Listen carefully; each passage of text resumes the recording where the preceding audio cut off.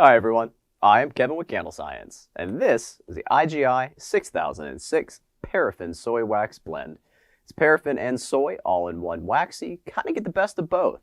People love this wax for its excellent scent throw.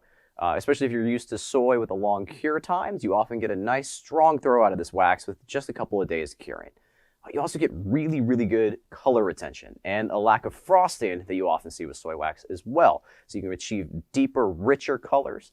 And you're also going to get a nice smooth top, not just after pouring, but also after you burn it. If you're used to burning soy wax, you know about that rough, bumpy texture that it can often have. You're not going to see that with this wax, thanks to that added paraffin. So let's open up this box, take a look. This here is a 60-pound case, which consists of 6 of the 10-pound slabs. We do also sell this wax by the 10-pound slab on its own. If you buy the 10-pound slab from us, you will see that it is wrapped in plastic. Inside this case, it is not. So this wax is going to be, it's stacked in there. They all are in a bag inside this box, but each individual slab is not wrapped. This is a highly refined paraffin wax. It is filtered, it is cleaned. However, it is rather sticky. So sometimes you may find on these slabs just some specks of debris from the box or maybe just something from the manufacturing process. So when I open these up, I like to take a look at the slab, go through it, maybe pick out any specks that are on it. Again, it is very sticky. You can see it's getting all over my hands here. If that bothers you, you may want to wear gloves when handling this wax. If you're used to soy, you're used to those nice flakes that come in that case. Whereas this is one big slab, so you're going to need to cut it up. You can do that with a knife, spatula, a putty knife. Some people use a flat ice cream scoop. I personally prefer our wavy soap cutter. This thing is awesome for cutting all waxes, and 6006 is no exception.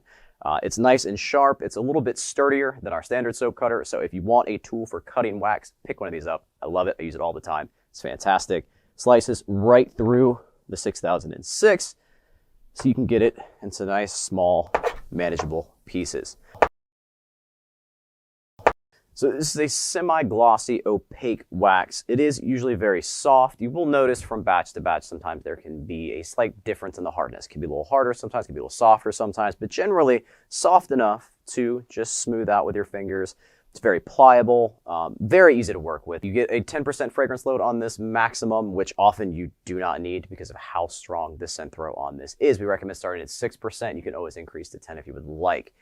The pour temp is higher. If you're used to using soy wax, we recommend pouring this around 170, give or take 5 degrees. So you don't have that long cool down that you have with soy as well. Another benefit of using this wax. Because this is such a soft wax, it is only for containers and tea lights. This is not something to be used for pillars or votives, but excellent for containers and tea lights and anything that you're going to be putting into a vessel. So just a few tips when working with this wax, especially if you're transitioning from soy, you may notice some differences in the way that it behaves. It is more prone to sinkholes, especially around the wick. Particularly with taller containers. You won't see it so much with tins and jelly jars, but some of your bigger tumblers, status jars, you're going to see a distinct dipping around the wick. So you may need to do a second pour or just melt it with a heat gun. Second pour is my preferred method. You leave just a little bit of wax in your pitcher, and then once your candles cool down, you go back, you melt that little bit of wax, and you just do a nice second pour on top, about 1/8 of an inch, fill in that sinkhole, smooth out the top, works wonders, especially for larger batches. The other option is just use a heat gun. Once it solidifies, you take your heat gun, melt, again, about 1/8 of an inch of wax on the top, let it fill in the sinkhole, and it's going to re-solidify nice and smooth and fill any gaps that are in the middle. Another thing to keep in mind with this wax is it does tend to soot a little bit more than soy, especially if the wicking's not quite right. It tends to perform best with flat braid cotton wicks like Eco or CD or HTPs.